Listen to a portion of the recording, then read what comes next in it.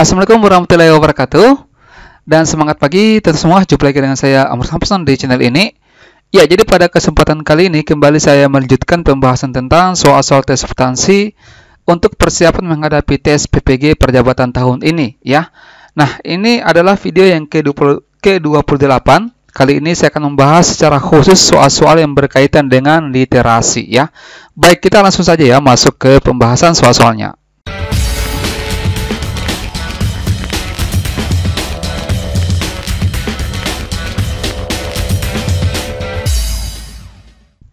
Ya, namun sebelumnya saya sangat berterima kasih buat teman-teman semua yang sudah setia menonton video di channel One Tentor ini ya. Dan tentunya sudah memberikan tanda jempol suka ya, dan sudah mensubscribe juga. Saya mendoakan kalian semua bisa lolos menjadi mahasiswa PPG Prajabatan tahun ini ya. Oke, kita bahas mulai dari soal yang pertama. Nah, di sini ada teks, diperhatikan. Jadi kita berliterasi dulu ya. Nah, soalnya di sini bacalah teks berikut dengan saksama untuk menjawab soal nomor 1 dan nomor 2 sebagai berikut ya. Nah, di sini judulnya adalah tentang Benteng Pendem. Diperhatikan. Cilacap merupakan salah satu bagian wilayah Provinsi Jawa Tengah yang berada di pesisir pantai selatan ya. Nah, di kota ini terdapat beberapa destinasi wisata yang cukup menarik. Di antaranya adalah bangunan benteng peninggalan Belanda yang terletak di pesisir pantai Teluk Penyu bernama Benteng Pendem. Ya. Benteng ini dibangun pada tahun 1861 dan merupakan bekas markas pertahanan tentara Hindia Belanda. Benteng Pendem difungsikan untuk menahan serangan yang datang dari arah laut.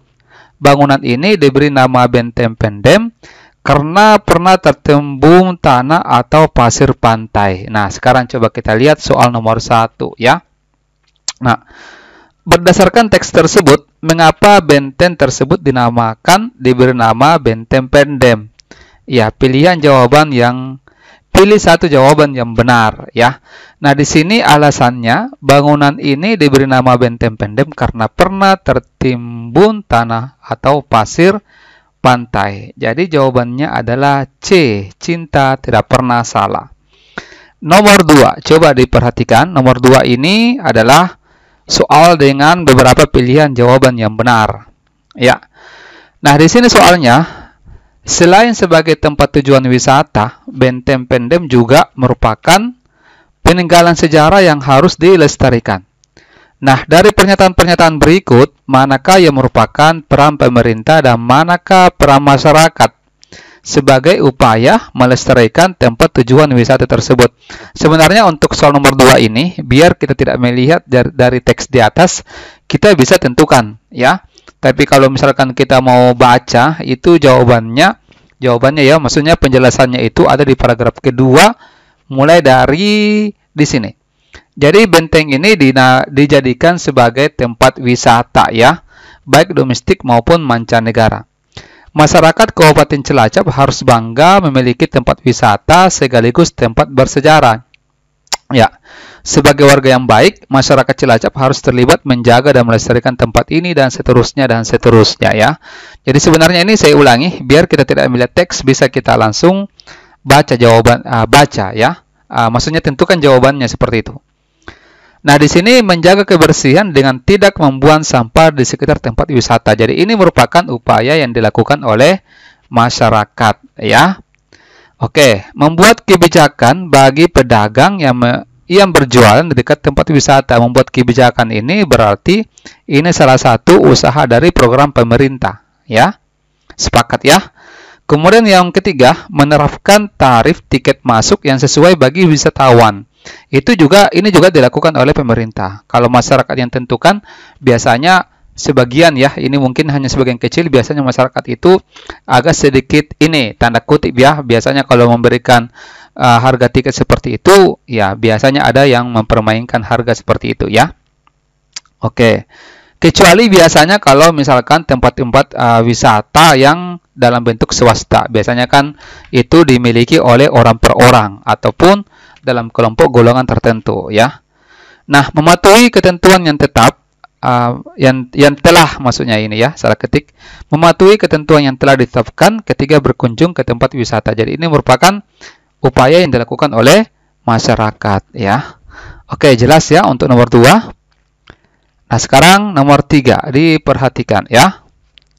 Nah, di sini bacalah 2 teks sastra berikut dengan saksama. Ada teks 1, ada teks 2 ya. Coba kita baca dulu teks 1. Teks 1 di sini, inilah masa revolusi industri, serba canggih dan otomasi. Wahai kawan generasi negeri, mari berkreasi dan berinovasi ya.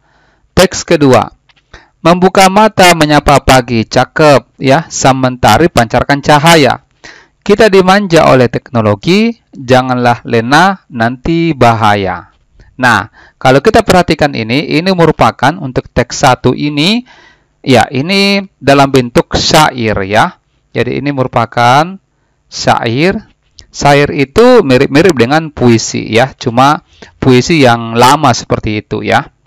Kalau teks kedua ini merupakan pantun, karena ada tadi cakep ya. Nah, sekarang diperhatikan. Di antara pernyataan-pernyataan berikut ini, tentukanlah pernyataan yang tidak sesuai dengan memberi tanda centang pada kotak jawaban yang tersedia. Wah, ini bukan kotak ya, ini harusnya kotak seperti itu, tapi tidak ada masalah. Nah, sekarang saya jelaskan dulu ya, apa sebenarnya perbedaan syair dengan pantun ya, perbedaannya serta persamaannya. Yang pertama persamaannya dulu. Jadi persamaannya itu adalah jumlah baris tiap bait. Jadi ini satu bait ini ya, seperti itu. Jumlah barisnya tiap bait itu dan jumlah suku kata tiap baris itu adalah sama ya. Jadi sama ini dalam satu bait itu biasanya 4 baris seperti itu, 4 baris. Perbedaannya, kalau pantun itu, ini ya, kalau baris pertama dengan baris kedua ini biasa disebut dengan sampiran, ya.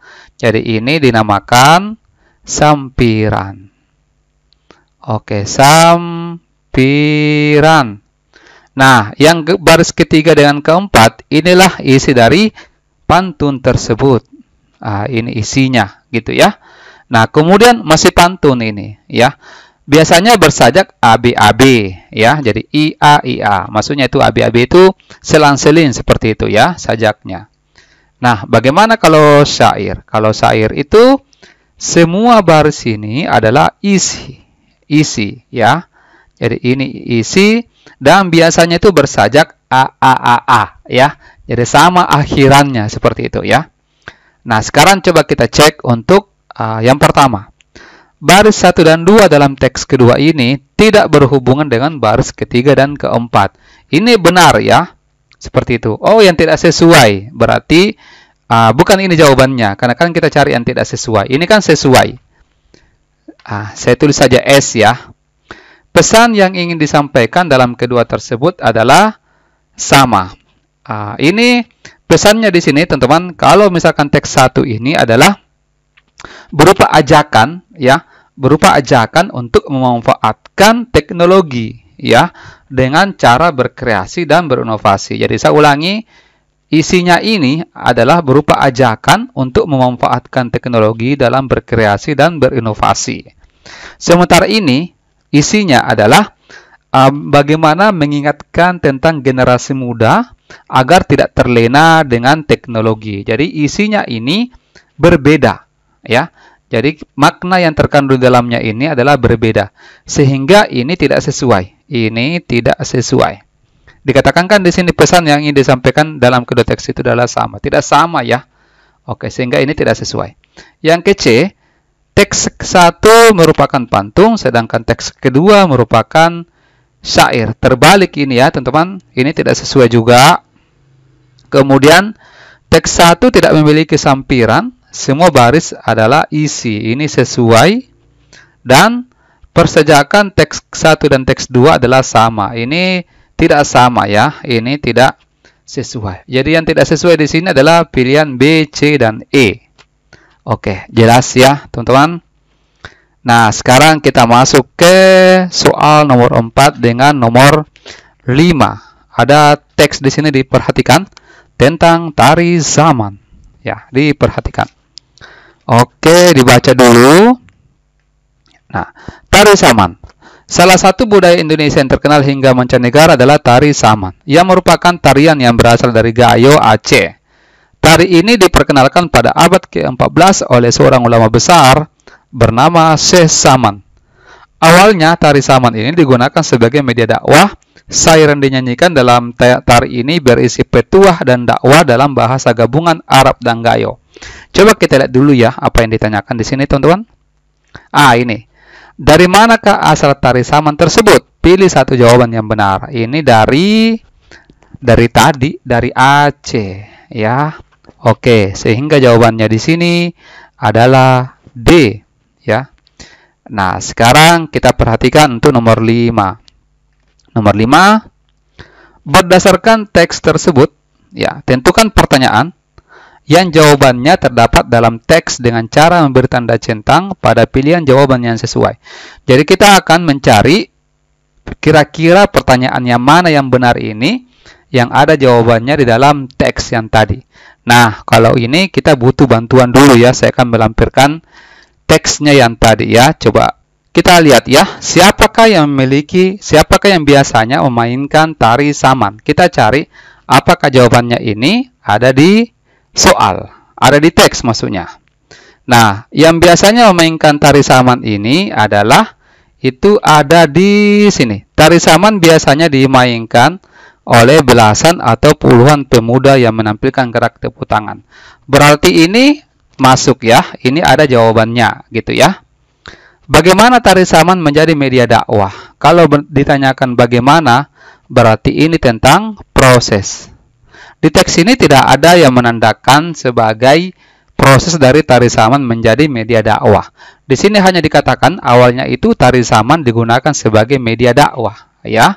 Tapi ini bukan jawaban dari pertanyaan ini. Ya, untuk pertanyaan ketiga, apa pentingnya pengakuan UNESCO tersebut bagi Indonesia? Ini kita cari jawabannya ada di sini.